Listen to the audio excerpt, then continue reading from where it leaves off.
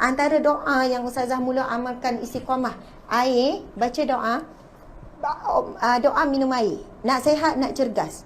Contoh selalu orang tanya, macam mana Ustazah cegah dia makan suplemen ke? Ustazah tak ada makan apa-apa suplemen, tak ada makan ubat-ubat ke apa. Pernah lah nak makan, kawan suruh makan ni makan, tapi tak boleh kekal lama. Rasa macam badan tak boleh terima. Akhirnya insya-Allah kamu amalkan, cari dalam internet, Google doa minum air. Apa maksud doa tu? Doa tu berbunyi, Allahumma inna nas'aluka ilman nafi'an, ya Allah beri ilmu yang bermanfaat, wa yaqinan sadiqan, minta maaf. Allahumma inna nas'aluka ilman nafi'an, lepas tu wa rizqan wasi'an, rizki yang lapang, rizki yang luas. Kamu masa belajar rizki apa? Keputusan belajar yang baik, betul kan? Rizki apa lagi? Ustazah nak sebut jugalah benda ni sikit.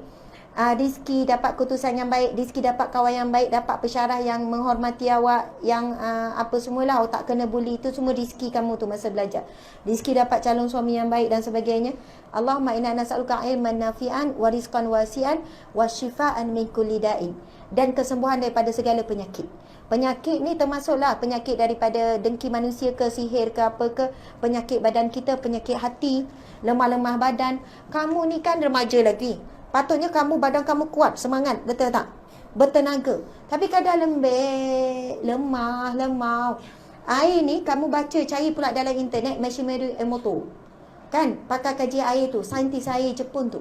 Dia buat kajian terhadap air. Diorang ni pada mulanya, diorang memandang sinis perbuatan orang Islam baca sesuatu pada air.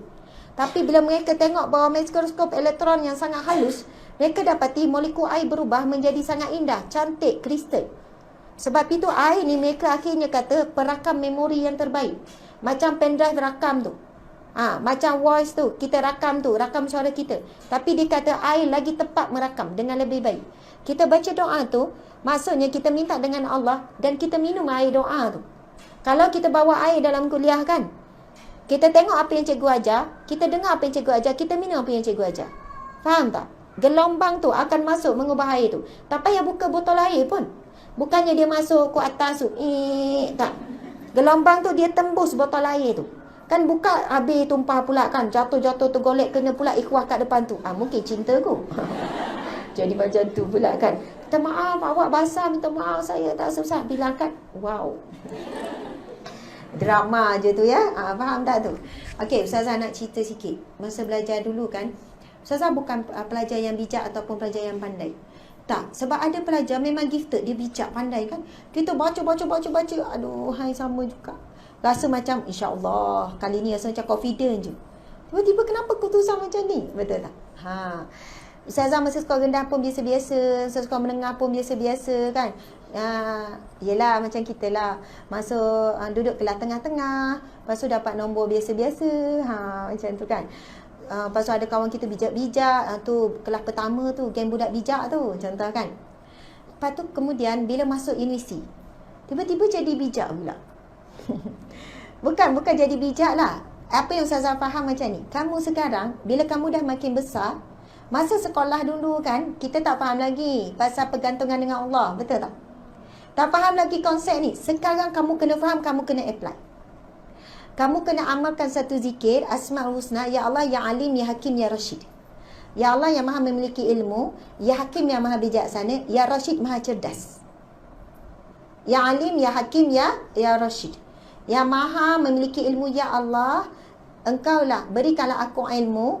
Sebab ilmu ni kalau Allah bagi, kita terus faham. Lepas tu, Ya Hakim yang maha bijaksana, kemudian Ya Rashid maha cerdas. Bagi otak kita cerdas. Ada orang dia bijak, dia hafal dia ni, tapi bila jawab soalan dia blur, tak cerdas. Ada orang dia tak sempat baca pun bab tu, tapi bila jawab soalan dia cerdas. Dapat ilham daripada Allah. Allahu Akbar. Ustazah mula belajar pergantungan diri pada Allah masa belajar tak tinggal solat duha. Dan kamu masa belajar, kamu sebenarnya boleh jaga solat tahajud.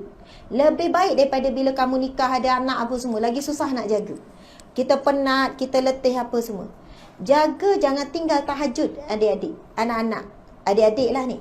Jangan tinggal tahajud sebab kekuatan otak ada pada waktu tahajud. Kamu cari tentang kajian otak pada waktu tahajud. Kamu dapat 20 minit pun tapi jangan tinggal tahajud, jangan tinggal solat duha. Kemudian zikir-zikir yang kamu perlu amalkan, cari satu zikir yang kamu boleh istiqamah. Allahu Akbar. Apa pengalaman sedikit sebanyak pengalaman Ustazah masa belajar. Masa Ustazah di Uniza tu, Ustazah dapat Dean's List every sem. Ustazah dapat Dean's List every sem kecuali ada satu sem tak cukup 0.01. Dan pernah dinobatkan pelajar terbaik syariah, macam tu lah. Dan ketika tu Ustazah rasa pelik macam mana perubahan yang mendadak berlaku pada diri Ustazah. Antaranya contoh, Ustazah sangat sibuk persatuan ini, sibuk usrah lah, program tu program ni. Sampai ketika kadang-kadang tu memang tak sempat study. Ustazah nak cakap tak sempat, memang jujur tak sempat study. Ada satu ketika nak exam, ada satu subjek tu pensyarah kata, okey, silibus kan pensyarah cakap baca ni sampai ni, betul tak? Ni je masa exam, pensyarah tu cakap. Tapi Ustazah tak boleh baca masa tu. Ustazah baca blur sampai menangis, tengok orang baca semua jadi stres. Apa yang Ustazah buat ketika itu, Ustazah balik ke bilik, Ustazah buat solat taubat, Ustazah baca Yasin, Ustazah buat solat hajat, ya Allah, kenapa aku tak boleh masuk? Tinggal exam berapa jam lagi nak masuk? Lepas tu, ni kisah benar pengalaman Ustazah lah ya. Semua tu datang daripada Allah, tapi pertolongan Allah nak bagi tahu. Lepas tu Ustazah pun belek lah. Lepas dah buat solat hajat, menangis, tahu ni sebab dosa. Sebab dosa aku ya Allah, sebab sampai terhijab aku tak boleh nak baca, tak boleh nak study ni.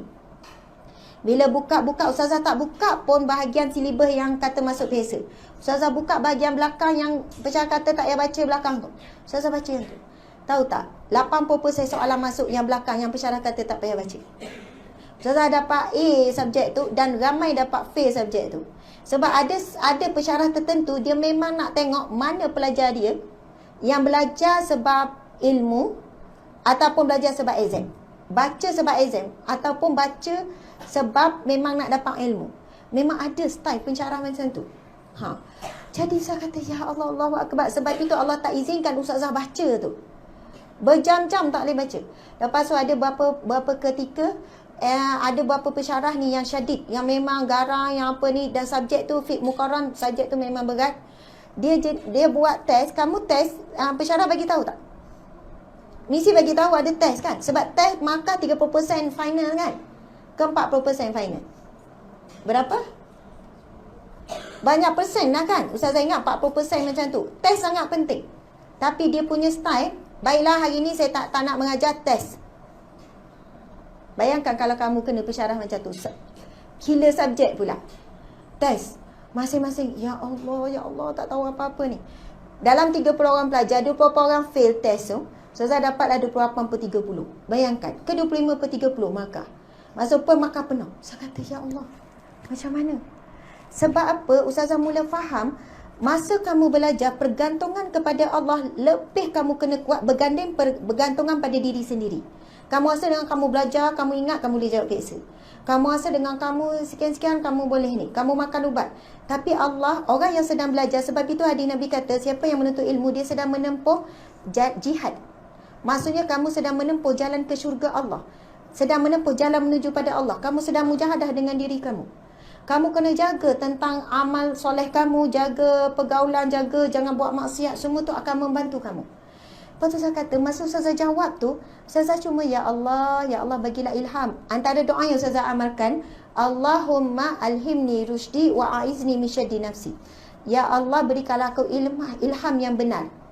Rushdi, yang benar, yang cergas. Sebab apa? Allah je yang boleh bagi ilham. Baca macam mana Allah nak sekat, kita tak dapat. Wa aizni, dan aku mohon perlindungan daripadamu min syarri nafsi, daripada kejahatan diriku. Maksudnya, ya Allah, aku tahu aku buat maksiat, tapi tolong jangan sebab maksiatnya yang terhalang aku daripada ni. Tulis, jawab, Allah bagi ilham. Walaupun tak sempat study, tapi Allah bagi nak jawab macam mana. Ini jawab ni, jawab ni. Bila tubik keputusan, ya Allah, menangis.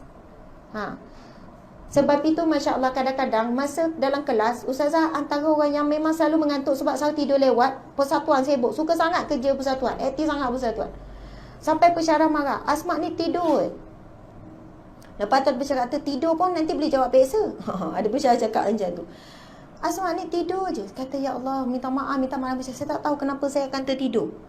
Tapi lepas tu bila kawan tanya, Asma, awak faham tak ni? Boleh jawab, faham tak? Asma, macam mana awak boleh jawab? Awak kan tidur. Wallahu alam.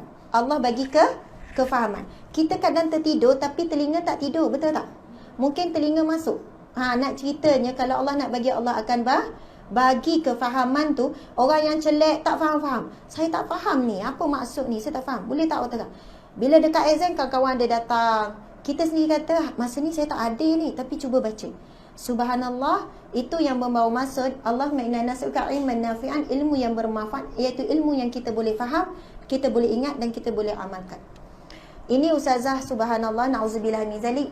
Moga Allah jaga hati daripada rujuk ke, takabur ke, apa semua, itu cerita lama. Sekarang ni berbezalah, memang slow nak hafal, nak faham. Ustazah sampai sekarang hafal memang susah. Bukan jenis orang cepat hafal.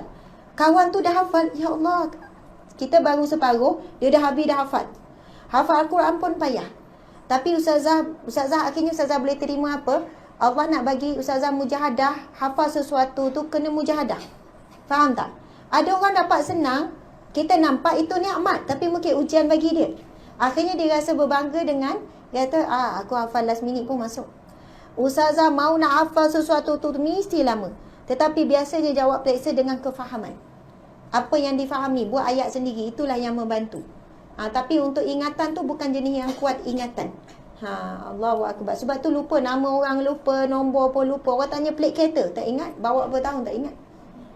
Tapi ingat jalan tu, ingat. Ada benda yang susah, ada kekurangan, tetapi itulah yang membuatkan pergantungan lagi kuat dengan Allah Subhanahu Wa Taala. Masya Allah.